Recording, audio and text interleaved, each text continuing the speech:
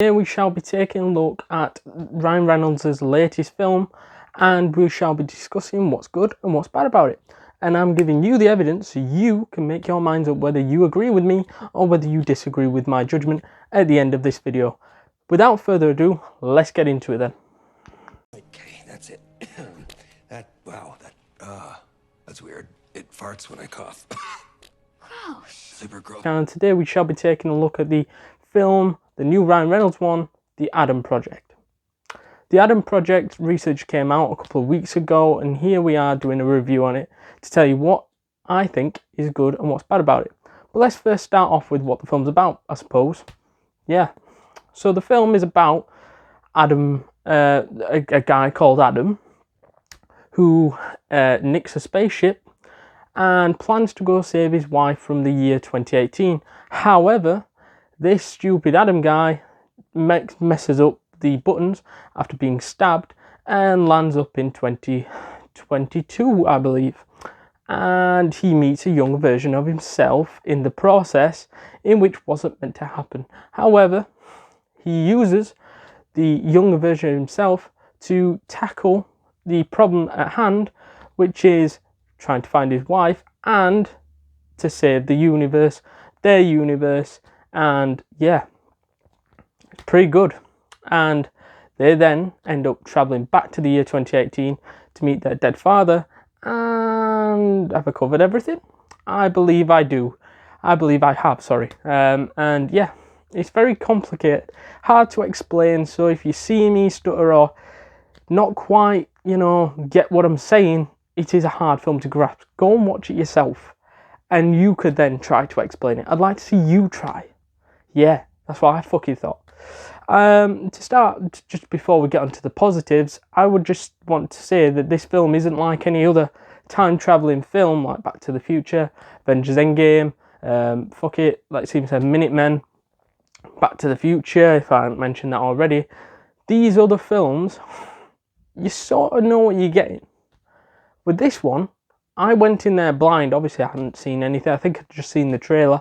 But the trailer doesn't really give you much. But after you watch it, you're just sort of like, I did not see half of that coming together. And I would not have guessed the plot or anything from the little snip trailer that's been going around. So yeah, let's get into the positives then. Let's get on to it. So the first positive of this film, in my opinion, of this movie, is the fact that it's got a unique story and a terrific ending. And to me, that's what makes a good film. A terrific ending, something that makes you leave the cinema happy, and a good story to make you think about and go, that was pretty good, And this movie takes you on a roller coaster, emotional roller coaster upon Adam's life.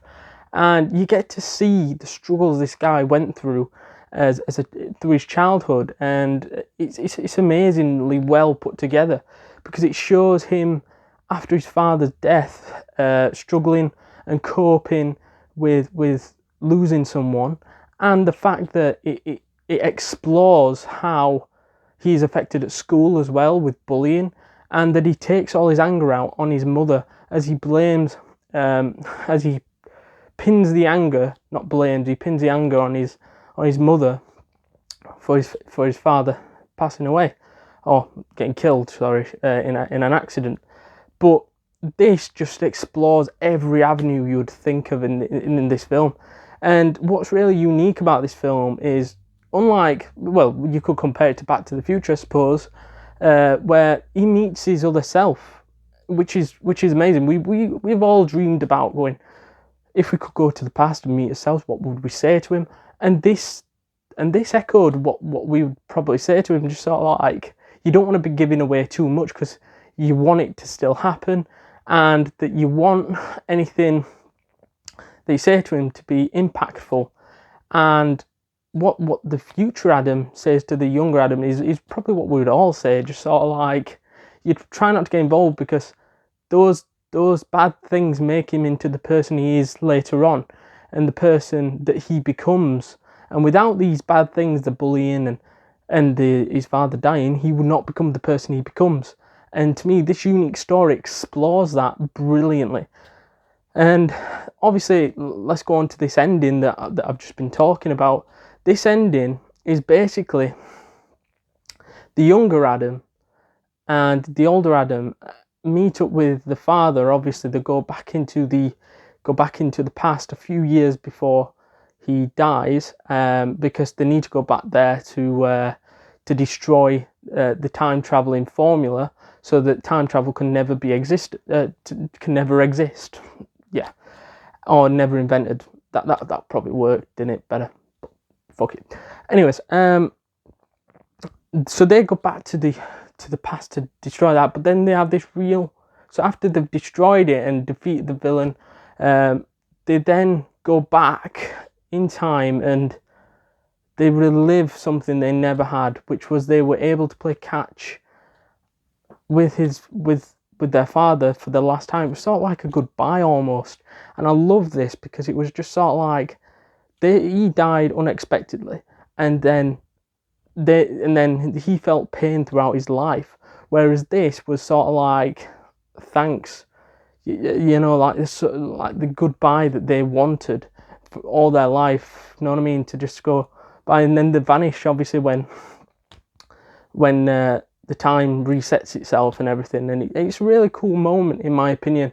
And this unique story was so impactful for me, especially watching it. I thought, you know what, for a Netflix film, you've quite impressed me there. Not even kidding. The other things that happen in this film are probably things you would expect, and things like that. There's a little love relationship with him and his wife, reuniting with her again. There's a bit of everything in this, and I would go check it out for the unique story and the amazing ending. Honestly, it's hard to explain certain parts in this film, so if you think, oh, I've watched the film and you're missing out this, don't worry about it. I haven't forgot about them. They're just hard to explain, the parts I've missed out. Yeah. So let's go on to the next positive. The next positive, in my opinion, is Ryan Reynolds. He was amazing in this film, weren't he? He was top comedy and fucking nailed it. He was like a watered down version of Deadpool, in which you might be like, well, we don't want a watered down version of Deadpool. Yeah, but he goes so over the top in Deadpool. A watered down version of Deadpool is like a normal comedian. So yeah, so he was good in this film. He was really good, and even in the funny parts, he made me chuckle a few times. But it was more of the serious parts, because I didn't think he could play that sort of in the serious moments, when it comes down to the serious moments where it's quite emotional or things like that. He's able to play that character quite well, and I didn't really think he had this in his locker, because you only see it a little bit in Deadpool 2, I believe, and parts of Deadpool 1, but you don't really see him ever breaking down, ever getting emotional. In this film, he showed that he's got that in his locker in bundles, and to me, he's an incredible actor, and in this film, I think he presented that brilliantly. And I think he's honestly about to take cinema by storm, because some of his films that I watch now, I just think are fucking amazing. And I definitely want to check out Free Guy. But yeah, so let me know what you think about this film in the comments as well. Oh, just before I forget, honourable mention, Mark Ruffalo as well. He just played Bruce Banner, but he was amazing. Yeah. He plays the father, and he played the father brilliantly. All he did was play Bruce Banner, and we were all like, fucking hell, it's Bruce Banner here. You know what I mean? But yeah, he also added to the film as well, and brought quite a bit of experience in playing Bruce Banner. Even though he wasn't Bruce Banner, he was basically playing Bruce Banner. So yeah. Anyways, let's get on to the negatives. We've covered the positives, I think, in abundance. Let's get on to the negatives then. To say a massive thank you to our viewers and our likers and subscribers who are consistently watching our YouTube channel, and it is just me saying thank you to you, and I just want to say a big thank you. We appreciate it, and we hope I hope you continue to like, subscribe and comment to help our channel grow.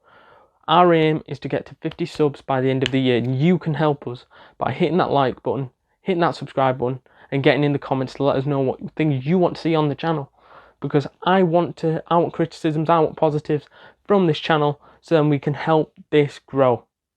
Let's get on to the negatives. It's the fact that this film never explored a third version of Adam. And what I mean by third version, if you're unfamiliar with this film or you haven't watched it yet, is obviously you're going to hear some spoilers, but hey ho. Or you've probably had the film spoiled for you by now. But who gives a fuck, because I've already watched it. Hate to be selfish like that. So, in this film, I think they should have introduced the third Adam in 2018, because it would have been so cool. They did show Adam in 2018, just playing games and things like that, but they didn't really allow the kid to speak or anything like that. Maybe had a couple of lines, if that. But I think it would have been so cool for future Adam and present Adam to go and talk to him and say, enjoy it while you can, in taking these moments of a happy life, because your life's only going to go to fucking shit or something like that. So I think that would have been kind of cool, you know what I mean? I'm not saying it needed to be in there, but I think I would have wanted it. Me as a watcher of that film, I think needed that third Adam in there, not to help them out, basically just a small little scene where them two meet him and are just sort of like taking youth while you can, because as soon as you get a little older, shit's gonna go down Shit's Creek, basically. Everything's gonna go down Shit's Creek, so you may as well take it in while you can. And I think that would have been a real cool moment they could have added in this film, the Adam Project. And yeah, but other than that, I thought that was something it missed, put it that way. The next negative, in my opinion, is they didn't explore 2050, which is very weird considering Adam, the future Adam, came from 2050, but they never explored 2050. Never. They showed him in a spaceship on a time-traveling machine at the beginning of the film, but they never went on from that. The only reference you hear about 2050 is when the older Adam, the future Adam, says to the present Adam that, because the present Adam asks, so what's 2050 like?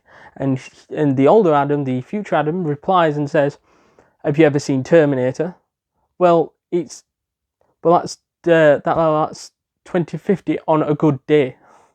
So I just think that it would have been great to see, you know what I mean? Because we don't know if Ryan Reynolds' older character was saying, like, over exaggerating or like over egging what he was saying, or is it believable? Is it like Judgment Day in 2050? We don't know. We do not know. Hence why it would have been great to see, because we're only imagining what 2050 could be like. Because at least with Back to the Future 2, it explores, I think it was 2015, 2016 or something, and they explored the future of hoverboards and things like that, and it would have been really cool to see them explore 2050 more and show what Adam is like in 2050 and his life and things like that, because we all know that his wife gets taken and put into, or gets sent to 2018 for whatever reason, or she goes and tries to stop time travel or something like that, because we don't really, that's a plot hole which we're going to get onto in the next negative. But I think 2050 needed to be explored more. Simple as that. There's no excuse in this film. If you're going to do future time travel, at least show the future of what you're going away from, sort of thing. So, going on to the next point, the next negative. There's too many, or there is plot holes in this film and things that we needed to see. So obviously 2050 is obviously a plot hole because we don't know what happened, but also there's other plot holes, like the fact that Ryan Reynolds' character throughout his teens never gets shown. How,